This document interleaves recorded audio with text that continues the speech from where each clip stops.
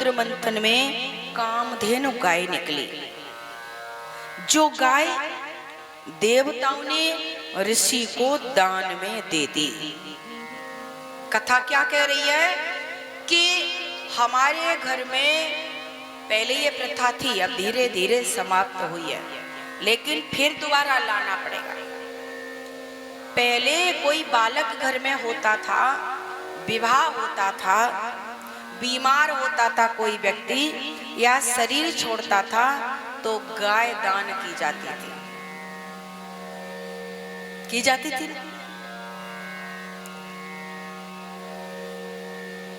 और उसके बाद में किसी का विवाह लड़की का होता था या लड़के का, तो कोई ये नहीं कहता था मर्सिडीज दी कि थार दी कि फलानी गाड़ी दी। किससे पहचान होती थी? कितनी गौएं उसने दान में दी हैं और गौओं के निमित्त कितनी जमीन दी है।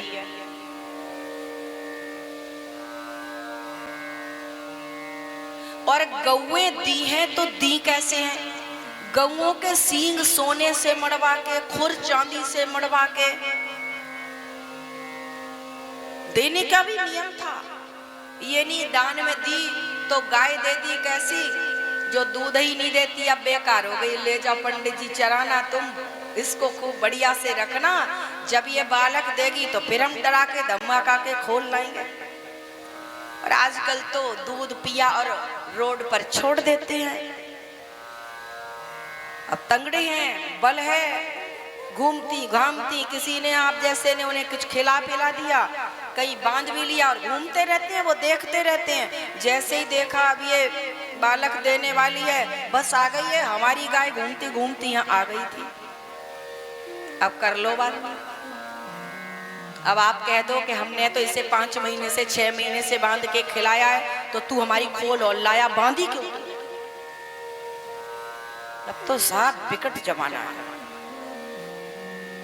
पर पहले हर शुभ काम में, और हम तो कहते हैं जन्म से मृत्यु तक प्रत्येक संस्कार में गाय देने का विधान था।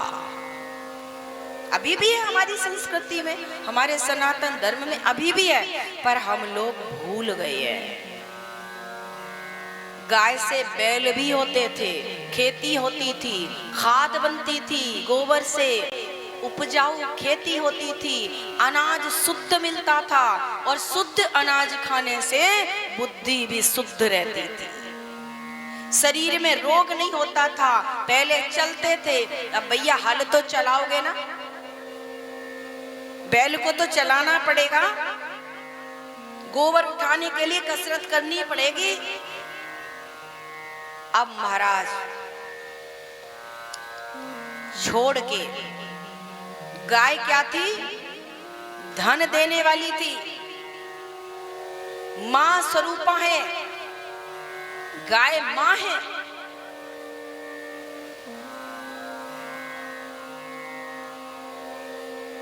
शंकर जी के जो बैल हैं, आज उनकी नंदी जिन्हें आप बोलते हो, नंदी कौन है?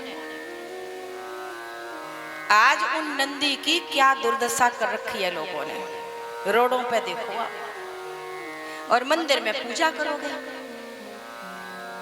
ये कैसा पुण्य है। पहले गौओं के लिए, नंदी के लिए अलग अलग स्थान होता था।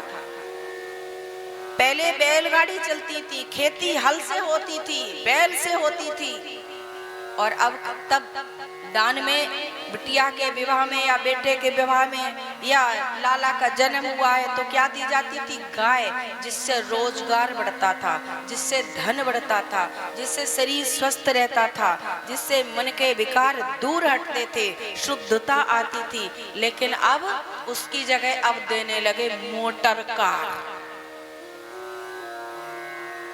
संस्कार खत्म कर दिया, अब देने लगे मोटर कार। अब संस्कार से तो खिलौना दे देते, खिलौना नहीं देते तो थोड़ी देर बालक रोता, पर संस्कार नहीं दिया जीवन भर अब रोना पड़ता है। गाड़ी दे दी, खर्च बढ़ा लिया, कमाता तो है नहीं बेटा कुछ, दहेज में ले आया गाड़ी, अब क्या है, अब मारा पिट्टी हो रही है। अब गाड़ी चलाने के लिए तो पेट्रोल चाहिए। हाथी लेना आसान है, हाथी पालना बड़ा मुश्किल है। अब माँ बाप में झगड़ा हो रहा है, क्यों?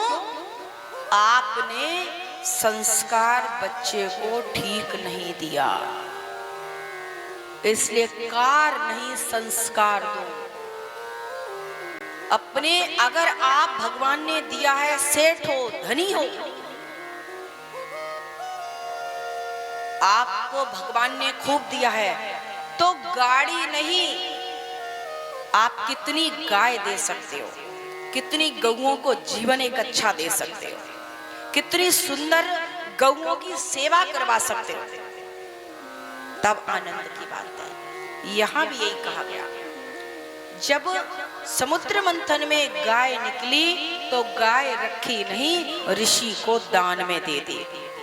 यानी कोई भी शुभ कार्य हो तो गाय जरूर दान करनी चाहिए।